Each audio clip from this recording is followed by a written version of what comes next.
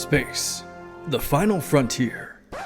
Well, okay, not really. All right, take two.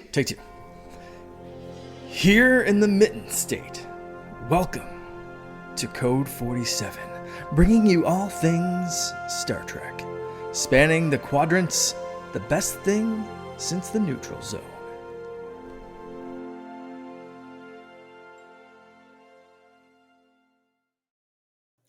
Back again to round out 2022. It's episode 89 of the Code 47 podcast on the Secret Friends Unite podcasting network. I am your humble servant, Fleet Captain Charles Carden of the USS Grand Petoskey, Trek Lord of West Michigan.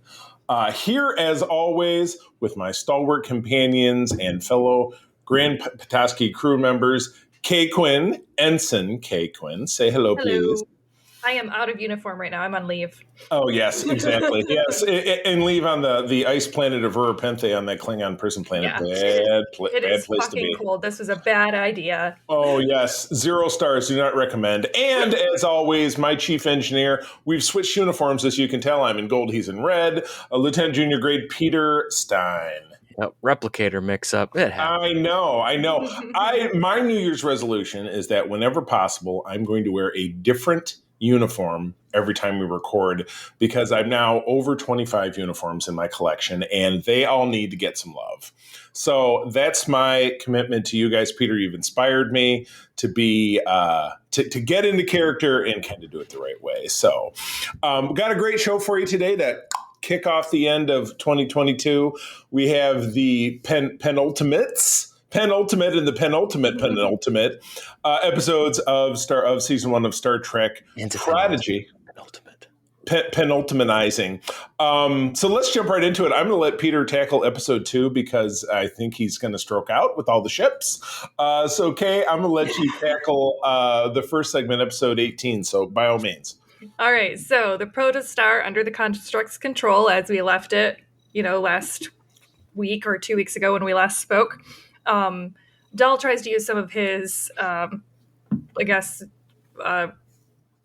some of his DNA implants that he has from the 20-odd something different species he's been whoops all DNA. With. Yes. He's a cornucopia of DNA, so they figure, hey, you know what? One of your DNAs is telepathic, so let's see if we can contact Janeway that way. Organian, as I recall. Right. Yeah. There's a little bit of an oopsie daisy, and then Dal and Janeway actually switch minds, and this is where you really see Kay Mulgrew just absolutely shine, even with voice work, as she is impersonating Dal as the mind of Janeway. It's so good. Which was very, very amazing. Oh my God. No, I loved it. Oh, it was great. That was good stuff. Oh yeah. It was just, I feel like this show is just bam, bam. And I can't even wait for the finale. So no, this was a fun episode. We got, note in this episode, and I've mentioned this probably I know I've mentioned it on this show. And I've definitely mentioned it, I'm sure, on over on SFU Prime many, many times. In Star Trek, unlike in Star Wars, the only things that are canonical is what you see on screen. It's always been that way. Maybe it'll always be that way, with the exception of 2 novels from the 90s that were both written or supervised by Jerry Taylor, who co-created Voyager. Background of Janeway, and then the background of everybody else in 2 different novels. And something from that book, which was the name of one of Janeway's sisters, because I think she has 2, made it into this episode. And I thought that was awesome. Phoebe. Yeah. Phoebe. Yeah, because at a certain point, Dal has to convince hologram Janeway that she is, in fact, Janeway in Dal's body. So she references a childhood memory to prove to hologram Janeway that she is indeed Janeway. Lots of Janeways. So much Janeway. Too many. Oops, too many Janeways. There's the name of the episode. Wait, excuse me. Can you ever have too many Janeways? I believe survey says no. So yeah, I would say that this is really coming around with a really solid concept for the show. I still wish that they would have spent a little bit more time fleshing out the animation, because I still say that everything looks weird. Yeah. Whenever they have to do like a human. Right. Mouths look especially odd. Yeah, they can't talk right. It's all.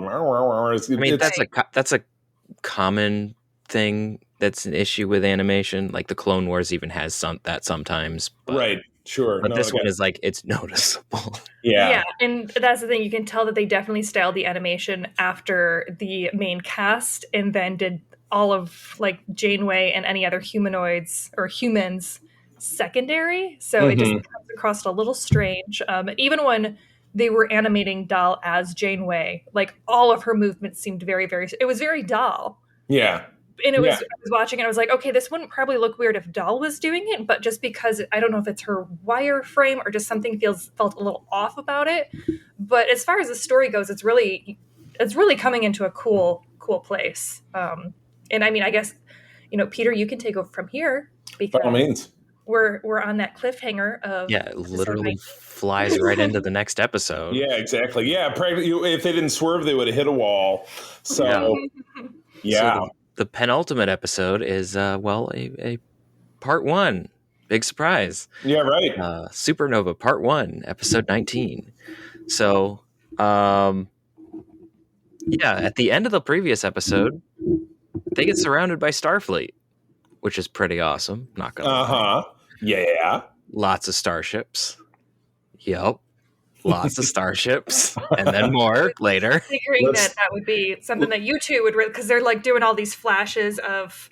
Right. Like, I mean, there's only like stuff, and 4 or 5 classes that are there, but it's still a lot of starships. It's a starship. Oh, look, that's another starship. Oh, right. Yep. Centaur Sovereign, Akira. Yeah. Defiant. And even got some names, and I did catch one. Oopsie on there is that, and it was an underside shot. It was actually the Defiant, like Deep Space Nine's Defiant. But when they flashed on the ship, it had the NX registry. That ship was destroyed in Deep Space Nine and replaced by the Sao Paulo, which they renamed Deep Space Nine. But they may have actually given that one the NX number as well, because I feel like they didn't change it. So It's an oopsie that's not an oopsie. It's what in the Marvel Comics parlance they would call a no prize. It's a mistake that you find a way that it's not a mistake. Amazing. Yeah. But anyway, so in the episode we have the Diviner and the Vindicator. And the Vindicator, Sensia. They managed to beam on to the Protostar and basically take it over. The crew fights valiantly, but they managed to initiate the hail to Starfleet just as Janeway frees herself from. Don't do that. Boop. Don't initiate the hail. Oh man! And then everybody answers. All the Starfleet ships start turning red. Right. Oh, there is a little bit of a stretch. There is a little bit of a stretch where Starfleet vessels are chasing the Protostar before all of that happens, which is kind of fun, and that's where we see the Defiant shot. Right. Very much lower decks with all of the ships turning red. Exactly. Especially when they start coming in later. Yeah, but it was like red. Right. Oh, okay. But yeah, so you actually an interesting thing that happens in this episode is the Diviner decides to choose the better path, I suppose is the best way to put it. Yeah. He chooses his daughter and a better future that she has shown that there's an option. And so he doesn't want to go along with the Vindicator's plan. And so she kills him. Ouch. And there's a really, really good moment between Gwen and the Diviner, her father. That's really, really well done. But then we end on a cliffhanger of all of Starfleet is shooting itself to pieces. Yeah. But one really cool thing is they brought back the Universal Translator bug from the beginning of the series where people couldn't understand themselves. And then Gwen has to translate for everybody. And they ask for help from the Klingons. Right. And then the Klingons show up and bring a hodgepodge of other folks. Gorn, Ferengi, and a few others, but that's kind of a canonical minefield. Like, oh, now the Gorn are our friends. The Gorn have never been our friends, so that's something that maybe happened during the Dominion War that we didn't see. So that's another wrinkle to story. I mean, in Star Trek Online, the Gorn are part of the Klingon Empire. So and there's so much more of Star Trek Online kind of bleeding itself into canon. Into current current Right. canon, which is not a bad thing. There's a lot of good stuff in Star Trek. Well, Online. and technically, she just called for any ships that Yeah, she wanted called to for make any sure ships, and that Starfleet wasn't destroyed. Right. So it's very possible that the Gorn would be like, "Oh no, we like you as like a valiant enemy, and if someone's going to destroy you, it's going to be us." So I like you. I like you as a friend of me. Ooh, that's almost a better title. We'll see. We'll tuck that one in the back pocket. I like you as a friend of me. But yeah, this was just wild. Those ships, shooting each other and without any shields, just the ships just cascading and blowing up, and Yep. it was ultimate ship porn in animated form. And once again, the ships were beautifully rendered. Yeah. I'm fairly certain that these might once again be the models from Star Trek Online that they grabbed, because they are all models that exist in the game. Oh, and maybe that's a reason for a limited selection of the Because ships. they grabbed them from Picard. Yeah. But the Centaur is a new addition here. But Gotcha. of note, the Centaur is appearing in, the Star Trek game that's coming out. It's like Retribution? Retribution, Star Trek Retribution. Yeah, something like that. Resurgence or something. There's a new comic. Resurgence. That's Yeah, it. there's a new comic series that just dropped. Yeah, which so I that had to put in my box. that might be why they're throwing that in there, so that people have visual. Oh, look, this ship exists aside from in the background in a Gotcha. couple random TNG episodes. Exactly. So yeah, I mean, I was pretty impressed. 2 great episodes. All of that. Of course, you had the kid thing where when the Vindicator throws the blade and it kills the diviner, they cut away from the shot and then you see him fall down and blah blah blah. So this very cartoonish style. That's okay.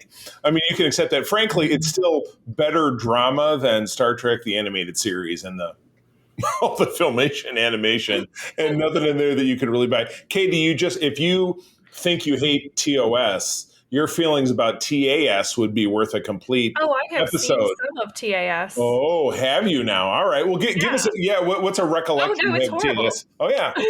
What do you remember seeing? Like, was it an episode or sequence? Like clips. Yeah, no, I've just seen clips of it. In fact, you were showing me clips of it. Oh, I was? Yeah, at Grand Rapids Comic Con. I didn't even think I had that on. No, because I don't have that on disc. I don't know. No, it wasn't on disc. You were showing it to me online. Oh, that's when we did our panel, because we were talking about Star Trek and animation. Yeah, my God. Oh my God. Yeah, when we did Kogan Con back in the summertime, it was at the rec center or something or other in Grand Haven, and they had a good Wi-Fi connection. So we just Wi-Fi'd in, and because it was an anime con, we played all of Prodigy. And for the time we were there for 5 or 6 hours, and we played some of TAS, and it's a hoot to watch, but like not in a good way. I don't know if that makes any sense, but you know what? For the time that it aired and the purpose it served, it kept Star Trek alive in some way, shape, or form. So yeah, crazy bad cliffhanger happening here. All hope is lost. Ships are being destroyed, people are evacuating, and our crew is like, well, what are we going to do? So that leads us to round robin bingo finale predictions. What the hell's going to happen? I think they're going to find out that the construct's name is actually Badgie, and that it's just an AI with daddy issues. Oh my gosh, yeah, big time. Pretty on brand. Yeah, I mean, if you, like I said, again, to play it backwards. So this whole thing started, and again, I'm sure we'll do another recap after, of the whole season when, we wrap up next week's show. But in the future, there's a race somewhere far-flung. Is it in the Delta Quadrant? I can't remember if that's where the planet that the Diviners people is from. Not really clear. Because I think that's how, yes, because if I remember correctly, Chakotay went through like a time vortex thing. Yeah. Wormhole, and that's how he ended up where the Diviner was then. But Starfleet had already visited there, and they hated Starfleet, and they had a civil war over it. Future, because the Diviner and what's her face Vindicator are from the future. Yeah, from the future. They went to the past to destroy Starfleet before they ever made first contact, because they blamed Starfleet for their people not getting along. Because after first contact, they were split on whether or not to join the Federation, and so they destroyed themselves, and somehow that's the Federation's fault. It's just a very Star Trek-y kind of issue, it just plays a lot of, we can't get along, and so let's blame Starfleet. Starfleet is everybody's, ex-girlfriend. A Bill Boimler moment Yeah. at the booth of him we just want to, you think you always want to be saving your guys' asses? No, we just want to explore space and do science. Right, exactly. Oh, yeah, and then it got caught up in this. So, all right. So if we were each to pick one prediction, Katie, you got yours. If you have a serious one, that's okay too. But I'll kick it over to Peter. Peter, one thing you think that we're going to see in this finale? Well, we're at least going to see the resolution of the device. Well, I hope so. That would suck for. Well, maybe we'll be back for a second season. Yeah, we're at least going to see the resolution of that. My guess is we're still not going to have Chakotay. That's going to be season 2. Right. So they're going to have to go find. Well, they have to go back to Gwen's planet. So right. My assumption is they're going to go to Gwen's planet and in the future. In the future, that my thought is that it's going to be something to the tune of the end of season 2 of Discovery. Okay. Where the protostar gets Janeway's blessing and then goes off to where I don't know necessarily if they're going to go into the future, but they are going to go on their way to Gwen's planet to do the unification that the diviner asked. Got to save Chakotay and the Birdman. To be done. I mean, that's going to be in the future, but they're going to go to her planet first, I think, and then maybe do some time travel after that. So, gotcha. Katie, do you have a second one? No, I don't think so. You're going to stick with Badgie? I'll say that by hook or by crook in some fashion, real Janeway ends up on the protostar, and then in escaping or some such, or they find a way to destroy the device and it shoots them into the future. Back to the planet without the the preamble or whatever it is, or getting back to Starfleet. They leave like the wreckage field of all that, and they end up there, and then they have to deal with the consequences of being there and kind of what that's going to look like. So in the distant past / future / whatever. I don't know, but I got to tell you, with this show, I've enjoyed it. I know, Katie, you didn't start out really enjoying it. You were like, Dal sucks. I just can't. Yeah.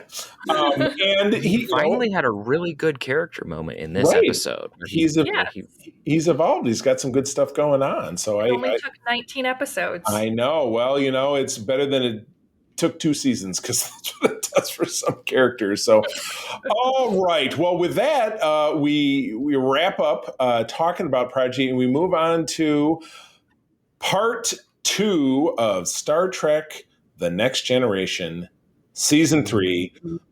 There you go. The watershed season, starting off with Katie. I feel like I got to give you this first episode because I knew you were going to. Absolutely, it is going to be worth the price of admission to listen to you talk about this one. So, go ahead and kick us off with episode 8.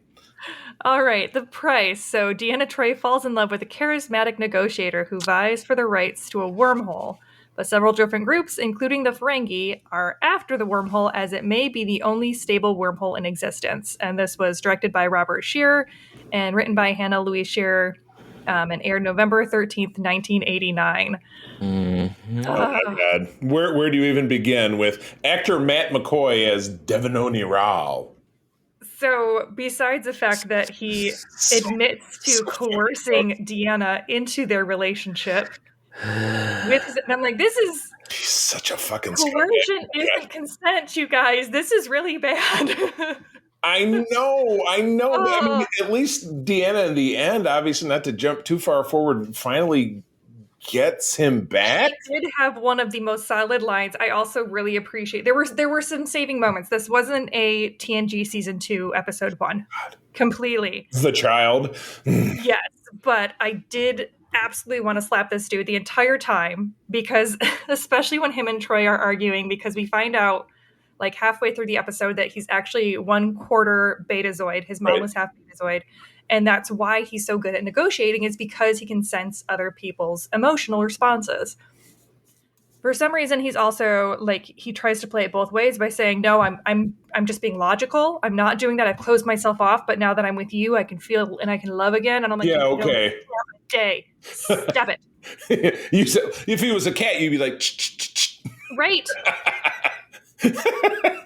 So I'm like, and then Deanna's like, I'm in love with it. I'm like, girl, you're just thirsty. It's okay to just want some. It's fine.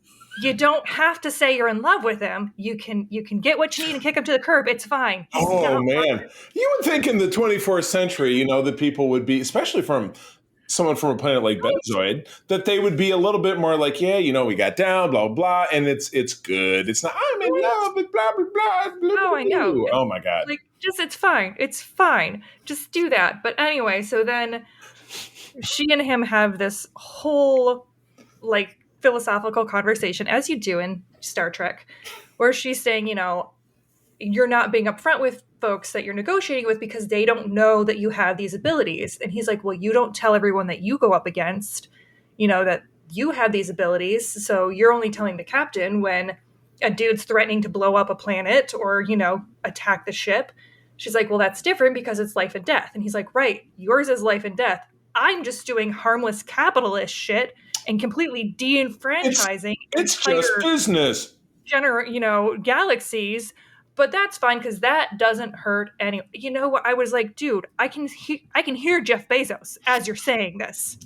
I'm sure he doesn't think that he's hurting anyone either, and his warehouse workers would largely disagree. Yeah, right. Dying on the line, exactly. Right? So it's like, come on, dude, you're out this, and also like context. Context is really important. So anyway, And yeah, and even at the end of it, he's like, Deanna, run away with me. I need Oh. you. Blah blah blah. It's I just, you know, and I was 13 when I saw this, and unknown in the ways of socializing. I was my little nerd boy watching, you know, Star Trek. So even it would give pause to think, is this really what relationships are like and the way that people talk to each other? Sure as hell shouldn't be. well, yeah, and especially because the entire time, whenever she showed any type of hesitancy towards him, he was like, "Oh, there's Counselor Troy. That's not the real Troy."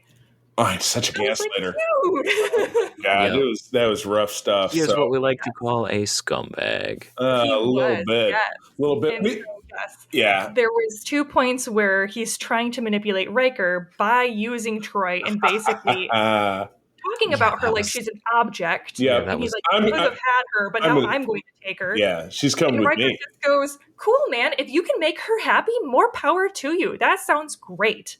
And dude is totally floored because, you know, Riker Right. respects women on rare occasions. Who knew? Yeah, it's a matter of degrees.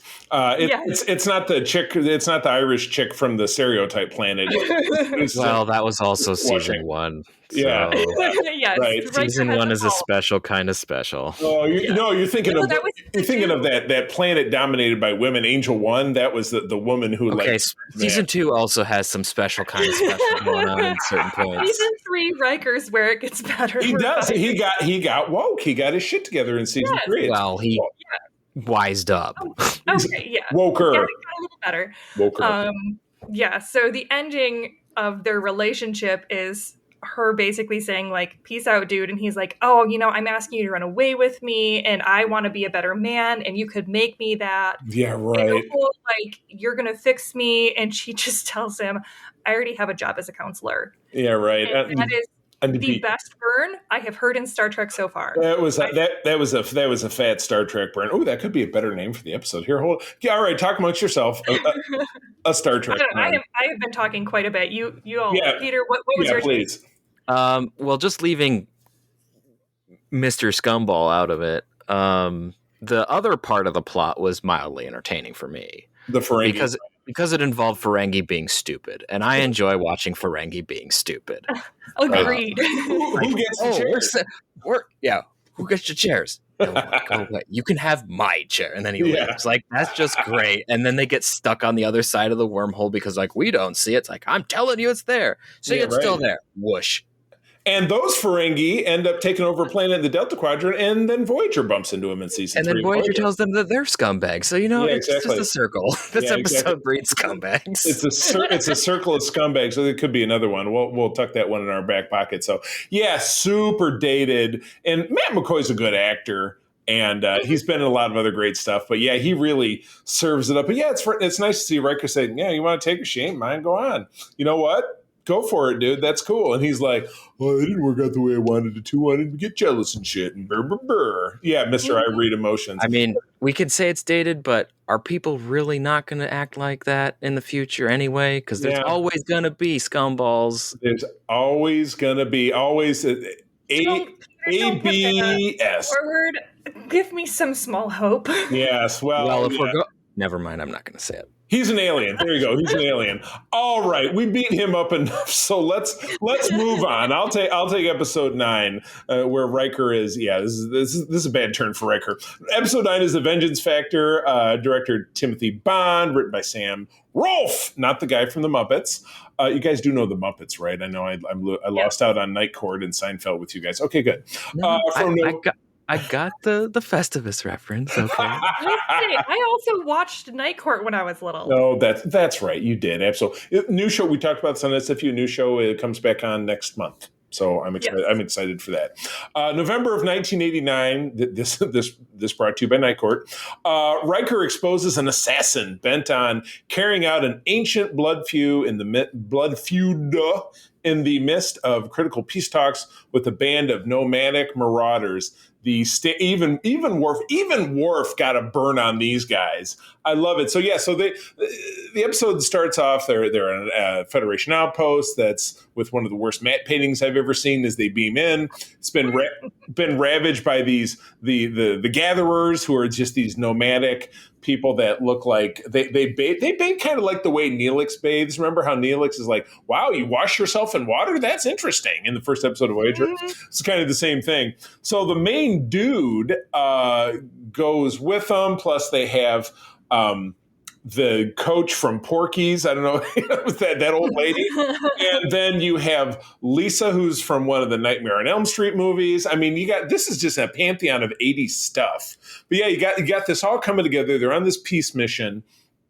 And when they back to Worf's burn, when they catch up with this dude, Worf gets up on behind and catches the guy and says, Your ambushes would be more successful if you bathed regularly. Yeah, exactly. Which everybody knows, particularly from DS9, that Klingons don't bathe.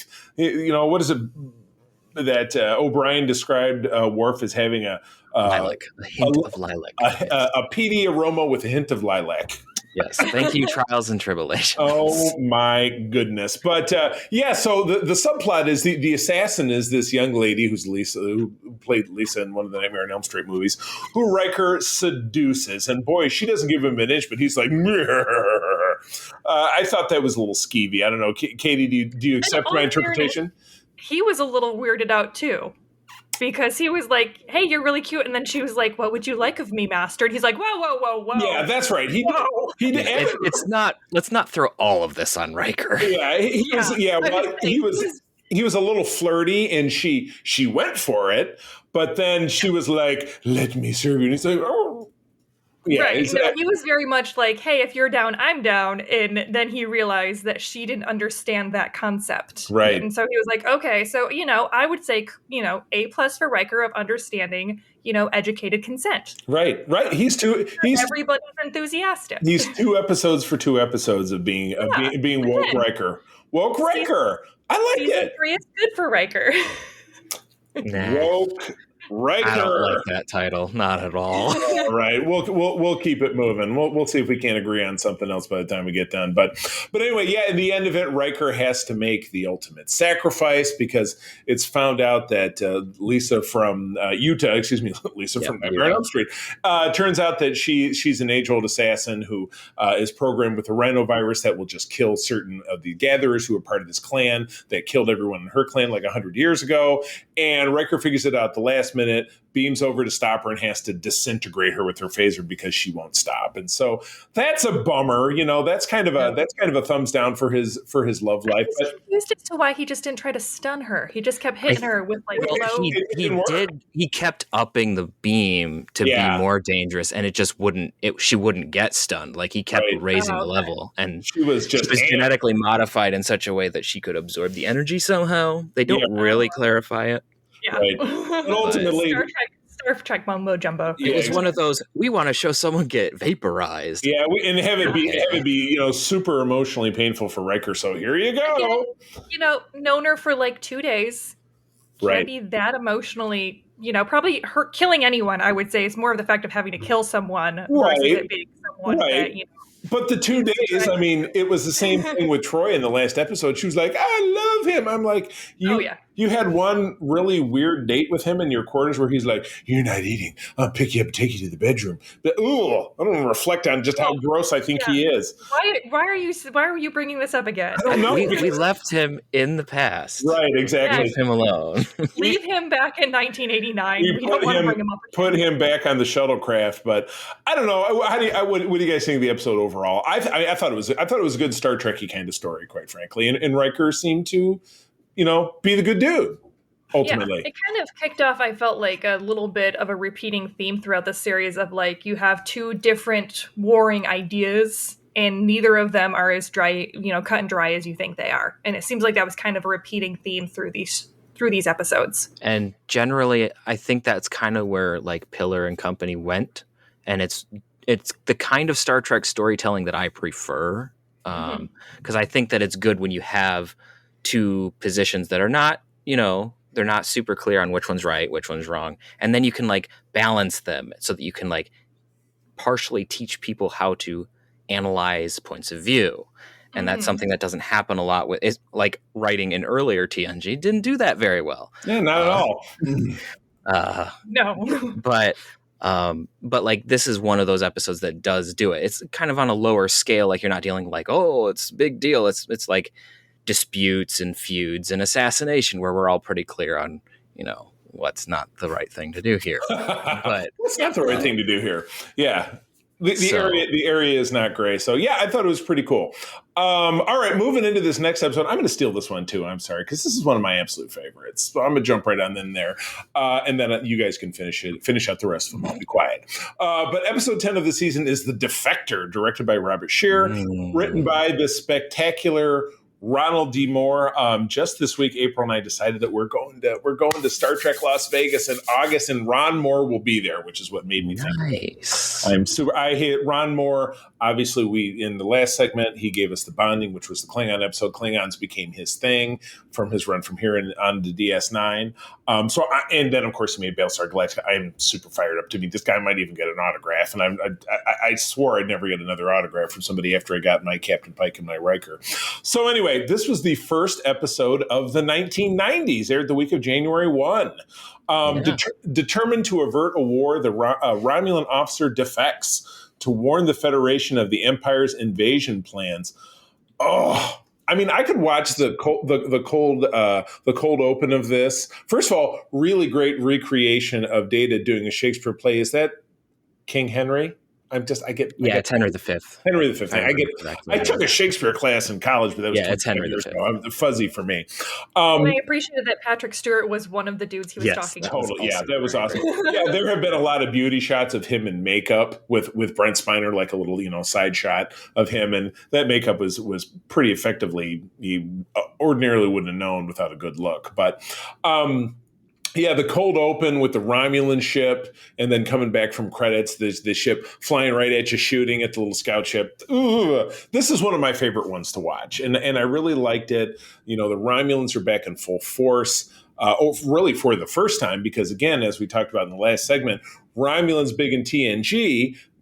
Because back in the day, the ears were too expensive, where now the Klingons, the foreheads are too expensive. So we see a hell of a lot of Romulans, and this really opinions. It's a very big Data episode. It's very analytical and kind of apropos to what we're seeing in Henry V as far as the determining the captain walking amongst his crew and things of that nature. So anyway, that was my big burst. Peter, you take over, please. Well, this is a great episode. We see what's his name? James Swoyan. Yeah. Coming back as another character. He shows up regularly, and that's good. So we have him pretending to be not who he is, Admiral Jarak. He pretends to be Satal. So there's a lot of like back and forth and subterfuge, like the Romulans are known for, and Right. secrets. And then it's to get like, I have secret information, and it's like pulling teeth. It's like, do you Right. want to tell us or not? I don't, and I blew up my ship because he timed his ship to blow up and stuff. So yeah, he's not really on the up and up. He's hard to believe. Yeah, but that's understandable for a Romulan, especially Right. when it's like he's one of the top commanders Right. in the Romulan Navy. But I do like how there's like an exploration of patriotism, an exploration of like what it means to be in command and care about who you're commanding. Because you see that like Admiral Jirac, he's concerned about Romulus. He doesn't want a war because people will die. His people will die. Mhm. It ends up being like, a Gestapo like test where they're like, we're gonna put this out here and see who runs with it, and he did. Yeah. Um, Whoops. but like there wasn't really a plan. Tomalak, ha ha ha ha, we Yeah. trapped you. It was me all along. Yeah. Just in the mustache, exactly. So like, but there's a lot of good stuff going on in this episode where you see all of that, and there's an exploration of those themes.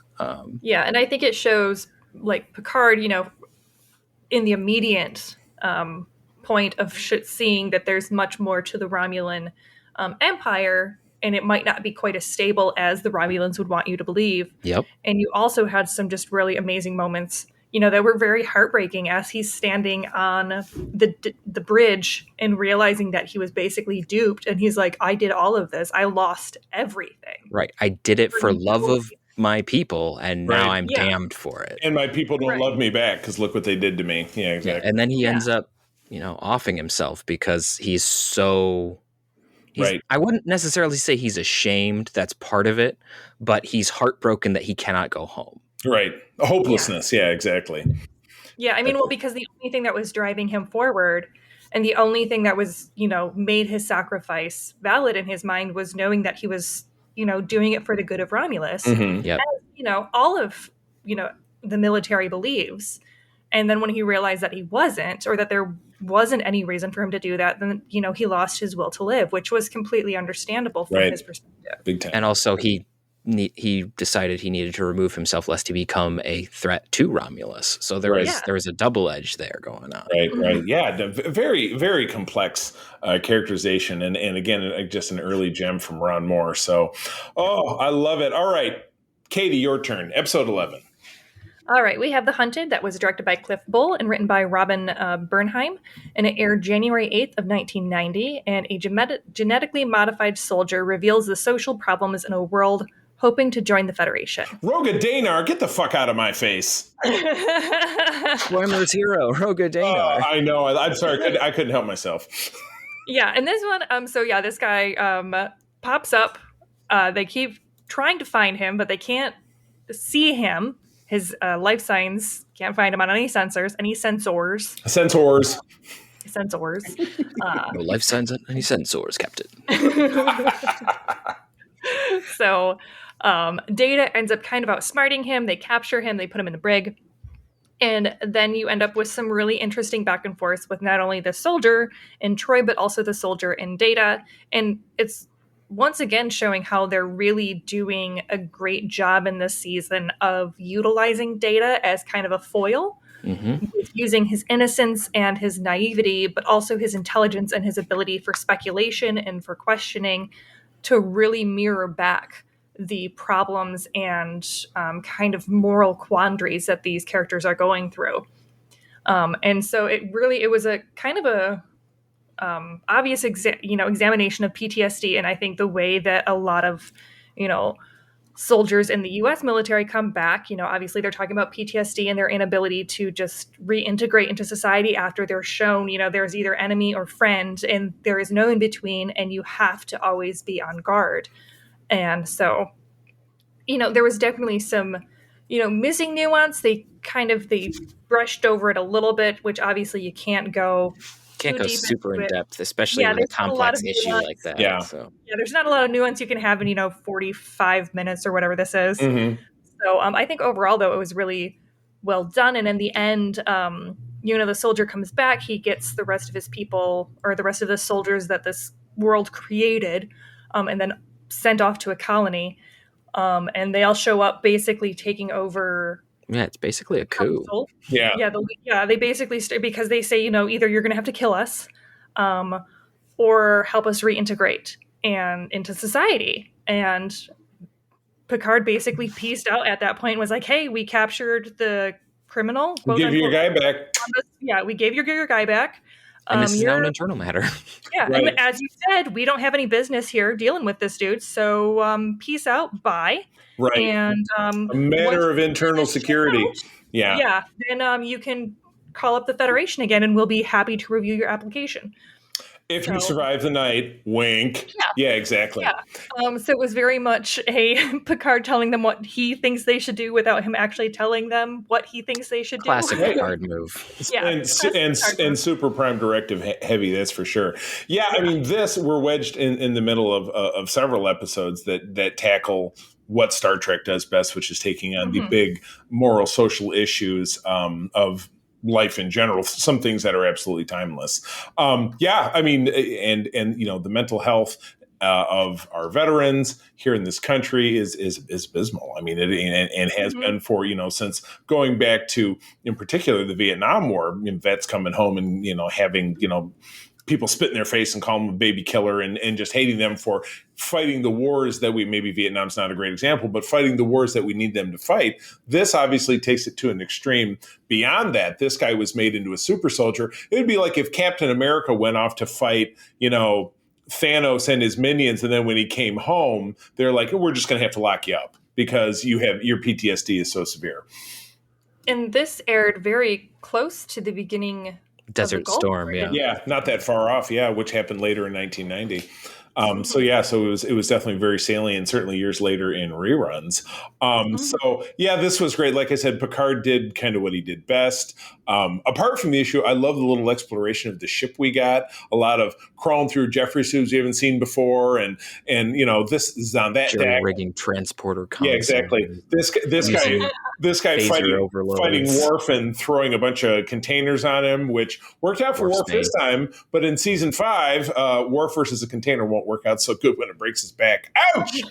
I like when Geordi's like, how many security, deployed, or did you deploy? And they tell him, and he goes, just send more. Yeah, just double it. Well, and Troy is his advocate. She's like, Counselor, it took 5 men to subdue him, and he took about half the transporter room with him at the same time. So it's not like he's all warm and cuddly like he's, Snuggly Bear. He's this dude's a trained killer, but still somehow very charismatic. So I would love to figure out. I'd love a follow up on this episode. Whatever happened there on and I'm forgetting the name of the planet. The Rogadar. Angosian. Angosia 4. I'd love to see Angosia. If he's running the joint, and maybe that's somewhere where Boimler needs to go visit. Angosia 3. I'm sorry. There you go. 3, 4, whatever. So, well, hey, I mean, the leader did end up running a farm later on because that was the guy from Babe. Well, and there was also Zefram Cochrane. That's actor, James Cromwell, who's Zefram Cochrane in First Contact. And he also plays the alien who tells Worf that his family's at a Romulan concentration camp. Exactly. Everywhere. This guy gets around and has a lot of different makeups. It's impressive, and it's great. He's fun. He is a fun guy. In real life, he is a social justice advocate who's been arrested a bunch of different times, like outside nuclear power plants and stuff. So, that is so cool. I did not know that about him. You got it. All right, he's a go ahead. Social justice advocate. Charlie just said, who's been arrested for protesting, like outside of nuclear power plants and stuff. Interesting. I know you wouldn't have pegged it. It's kind of crazy. All right, next episode. Who's up? Peter, I think this is you. Yeah, that's my first episode. So The High Ground, episode 12. Dr. Crusher is kidnapped by terrorists who need medical assistance as the technology employed in their attacks is detrimental to their own health. Whoops. Womp womp. I hate it when that happens. So this is the Rutian Trajector. Oh yes. Subspace folding technology. If anyone cares. But Sure I care. Can't you tell? I'm sure we have plenty of listeners who do care. Somebody out there. So, so this episode, yes, we kind of get another one of those like Florence Nightingale effect or whatever. Right. where Dr. Crusher kind of falls for her kidnapper. Right. The Stockholm Syndrome. I believe that's called Stockholm Syndrome. Yeah. Well, she's also their doctor, so there's kind of a weird combo there. There's a lot of weird emotions, but there's a lot of weirdness going on there. So basically the Federation is here to like check. It's kind of like the previous episode where they're like checking in on someone who might join the Federation potentially. And then they're like, oh, well, we're here. And then the cafe gets blown up and Dr. Crusher gets taken captive. Right. And yes, they are suffering from, their internal organs being destroyed by this trajector. And so I hate it when that happens. Yeah, so they need Dr. Crusher to help fix them. And she's basically like, all I can do is really like make you feel better. Like if you use this more, you're just gonna die. Well, I don't like that answer. I'm gonna keep doing it. And then he decides to keep doing it. It's literally unraveling, so there's nothing I can do. Yeah. Yep. There's nothing she can do. But she does take the time with the supplies that they stole from the Enterprise to help the rest of his people. One thing that I really do like about this episode is how it ends. Not necessarily like, oh, the terrorists and blah, blah, blah, but I like how it ends with like the kid who points the gun at the leader of the police force. And then Dr. Crusher is like, no, put it down. And he does. And then he gets arrested and it's like, oh, whatever. But then it's like, well, they'll never change. And she's like, well, no, he did put his gun down. Right. There is change here that you guys just have to see each other as rational beings. You can't just see it like these are terrorists and you can never negotiate with them and they're awful non-people. Gotta kill. Yeah. It's Riker who says maybe this starts with one little boy putting down his gun. Yep. That's the line. That's just a really good line. Right. And so it's one of those that I really like because people may be opposed to each other, sometimes violently. Mm-hmm. But you have to realize that there's a lot going on both sides because you see both sides. And again, this is where the writing in season 3 is good, where you have the one side, the police force being like, they're causing people to die. They're causing destruction. They're causing social upheaval and chaos, which are concerns. Yes. And then you have the flip side where you have them of, well, we're being oppressed and like we're dying. We're not getting enough care. We need to take care of our people and we need to rise up because the government isn't taking care of us. Again, legitimate concerns. So the fact that they're putting them both out there and you're like, okay, I see where you're coming from. I see where you're coming from. But the fact that these two groups don't see each other as valuable is something that I think is especially poignant right now, where you have sides that like, I don't see the value in what you're saying. I don't see the value in you. And so here's Riker and Dr. Crusher being like, okay, you need to take a step down. This kid lowered his gun. There is some humanity there. Right. There's you might not want to see it, but there is some humanity there that's worth you trying to preserve and to interact with, because this is another person, not just the enemy. Right. Going both ways. And that's one of the really, really, really nice things about this episode. And I think that the title is rather fitting, where both sides think that they have the moral high ground. Right. And they're both wrong. Right. So. Not the high ground like, Obi-Wan and Anakin, but yeah. Quick sidebar about this episode, because Peter blew through the details.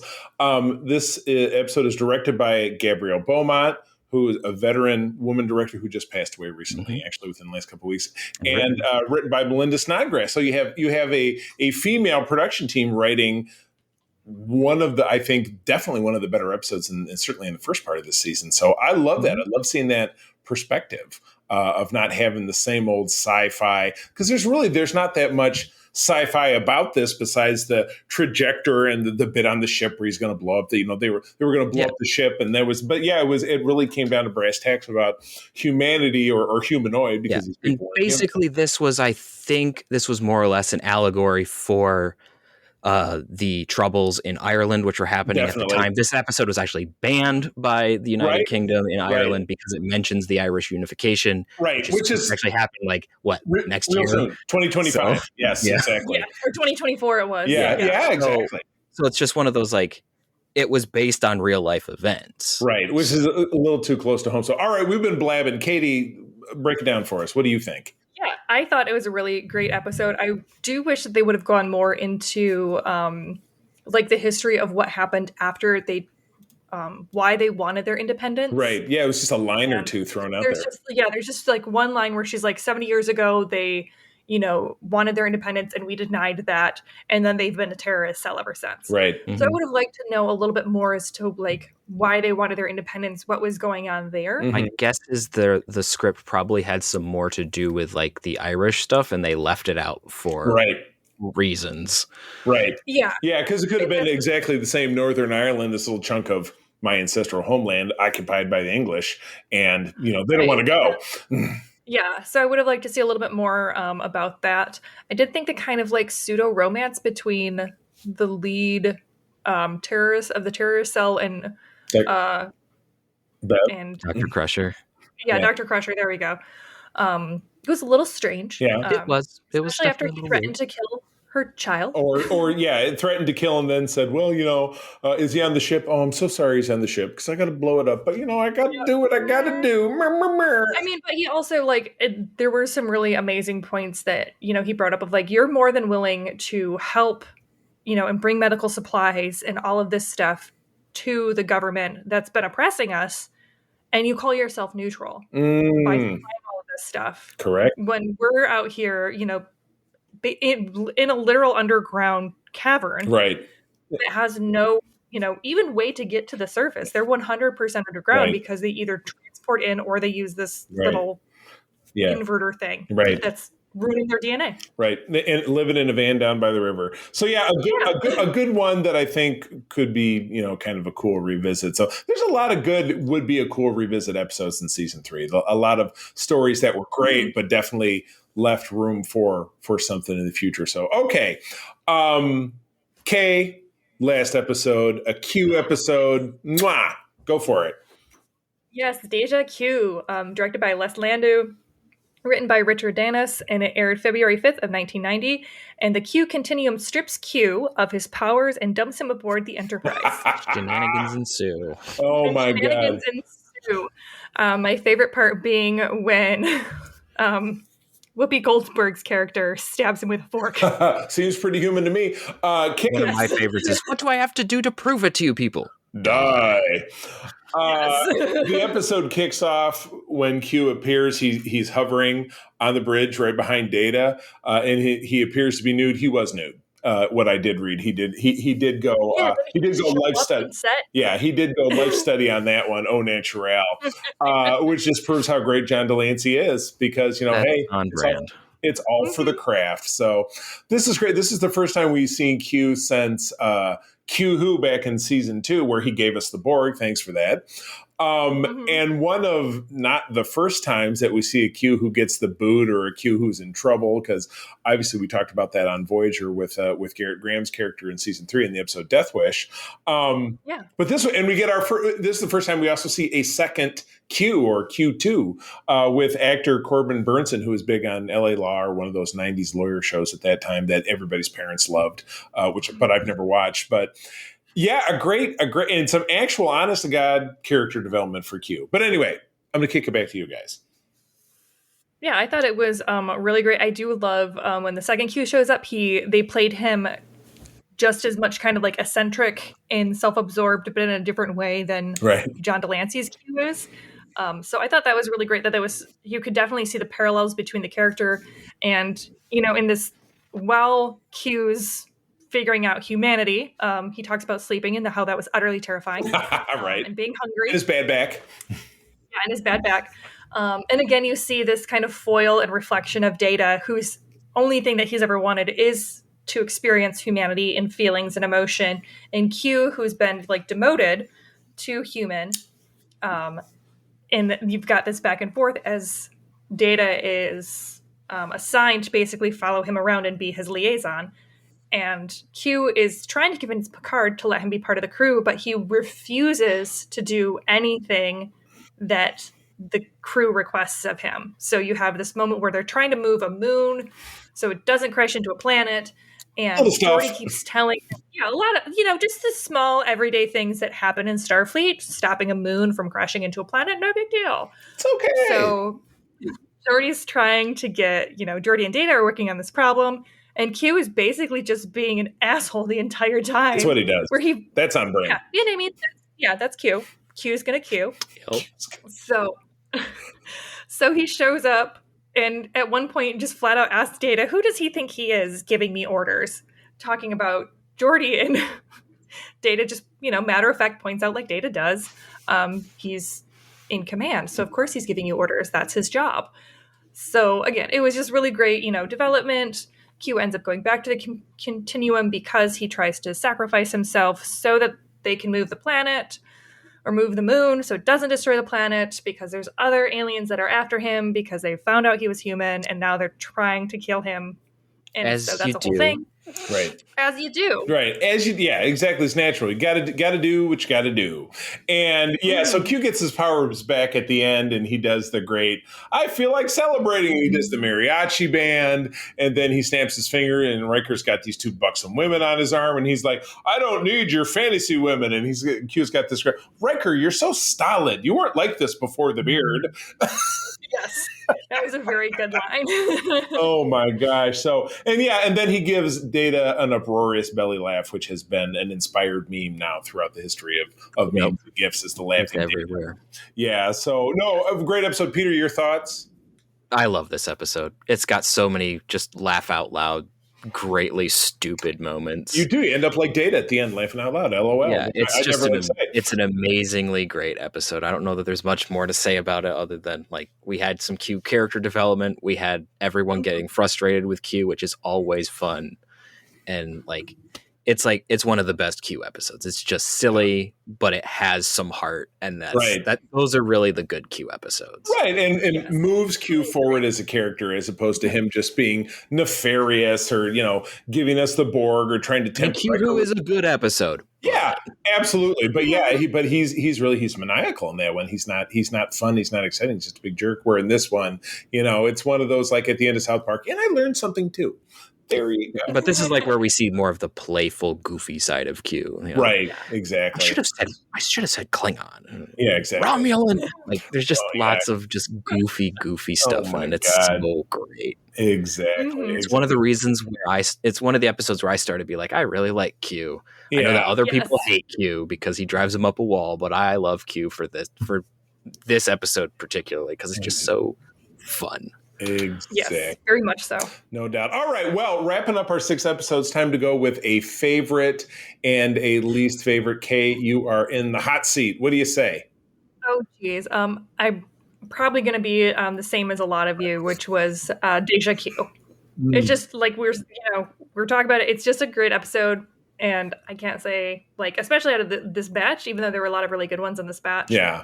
Just watching John DeLance's portrayals in how playful he is with the character, and just his line delivery is just amazing. So anytime he's around, it's just a lot of fun. Yeah. And what about a stinker? This is gonna be an easy one. Oh yeah, that would definitely be the price. Because as much as I thought the actual main plot was really interesting as far as like the negotiations and everything else, big old creep, just the B plot thing was just, they could have just gotten rid of that entire thing, and it would have been great for me. Yuck. Oh, all right. Yeah, it sounds like there might be some similarities. Peter, you're next. I mean, Deja Q is great. I kind of have to go with that one, but just to be a little bit different, I'll say the high ground. That's fair. I'm the same way. I'm like, well, I could say the same thing because I agree, but yeah. So it's just, I just really like all of the complex stuff going on in that episode. Right. Yes, the romance between Crusher and what's his face is just a little weird, but as long as you just kind of ignore that, ignore the vibes. The rest of the episode is really, really good. Right. Stinker, the price again. Really, you think Captain Creep is just exactly, Mr. He's like a creepy sorority guy in an 80s movie. He's like Ted C. McGinley's character in Revenge of the Nerds. That's who he is. Oh my! Haven't seen that movie. Don't get that reference, but okay. Jesus Christ. Oh my God. Okay. So I will also, Katie, back me up here. Are you familiar with Revenge of the Nerds? Am I on an island here? I have seen it once. It's also super inappropriate. Really appreciate it. No, there's nothing to appreciate about it. I agree with you. I'm going to go with, while I love Deja Q, I'm going to stick with The Defector, which I said is one of my absolute favorites. Love seeing the Romulan intrigue. Love seeing, the heroic character who's double-sided. In the end of it, his heroism is for naught. And I love seeing that dichotomy. And of course, I hate the price because of creepy, rapey, jackass Devanani Rao. Put a pin in it. It's done. It's a three-time loser. So yeah, this is the 3 X's on. Yeah, exactly. Britain's Got Talent or whatever. Yeah, crossing out the I's. Yes, 0 stars. Do not recommend. Oh, all right. And with that. Our next episode, this was our last episode of 2022. So you guys, here's something fun we can do. What was your top Star Trek moment of 2022? Katie. Oh, gosh. Being on a panel with you and April at Grand Rapids Comic Con. Oh, blushing. Peter? Mm-hmm. I'm trying to remember if it happened this year or not. It's been a while. I have to check something. Well, Charlie, you go first. I have to date something first. Delay of game, because I was going with something Star Trek early, but for me, it was also Grand Rapids Comic Con. We had an incredible show. We raised $1,100 for the Make-A-Wish Foundation, which was amazing. We made a lot of great friends, and we helped the chapter grow. And I think we set it was really a show that set us apart. I do have an addendum, actually. Yes, please. The Doug Jones interview. Oh, shh, nobody knows about the Doug Jones interview, and it's a secret. It's a secret. I'm kidding. It's the worst kept secret. It's the worst kept secret. I mean, maybe my favorite moment might be coming up, so I can't. Oh, okay. All right. It's still happening in 2022, though. But my favorite one that has happened past tense is I got to do a lead voice role in a Star Trek fan production. So what? That was fun. We want to hear this. Is it out already? Oh yeah, it released in January. I think I mentioned it, but maybe not. So I don't know. Well, it's on Starship Excelsior. If I haven't plugged this enough, you have, but you'll get a chance to plug again after Katie reads the outro. Yes. So you can find us online at secretfriendsunite.com for all of our episodes, additional content, and bios of all of our SFU network stars. You can hit us up on Secret Friends U, or you can hit me up at QT Geek, and that's Q_T Geek, Petros Aquinas, and the C3 on Twitter, and let us know if you're enjoying or what you're enjoying about the Trek world. You can also find us on all of our Apple Podcasts or find us on Spotify under their podcasts. There you go. That's not actually the part I wanted you to read, but you know what? It's great that you read it. For more information about Starfleet International, please visit Graham Petoskey on Facebook or Twitter. Katie told you where to find her. You know where to find Peter. You can find me where she had said. You can also visit, obviously, the Graham Petoskey at our website. We also have a great Discord server for our members, which is really blowing up, and it's super exciting. And 2022 has been great. And if you're listening to our network earlier this week and you heard my little Christmas message for Holocron Chronicles because my partner Mark was out sick, we've got some really, really, really big stuff planned for 2023. So buckle up. You're just going to be getting more of us, for better or for worse. Friends, thank you as always for joining us. I'm going to tell you that sharing is caring, and to keep on trekking. And wherever you go, go boldly. Peace and long life. This podcast is part of the Secret Friends Unite podcasting network. Visit secretfriendsunite.com for more great shows, articles, news, reviews, and more. Secret Friends Unite podcasts are available on Apple, Google, Spotify, and other podcast services around the world. If you'd like to be part of the conversation, you can join us on Facebook or our new Discord server, or follow at Secret Friends U on Twitter. Please subscribe to Secret Friends Unite on YouTube and visit our merch store at tpublic.com. Just search Secret Friends Unite. Thanks for listening.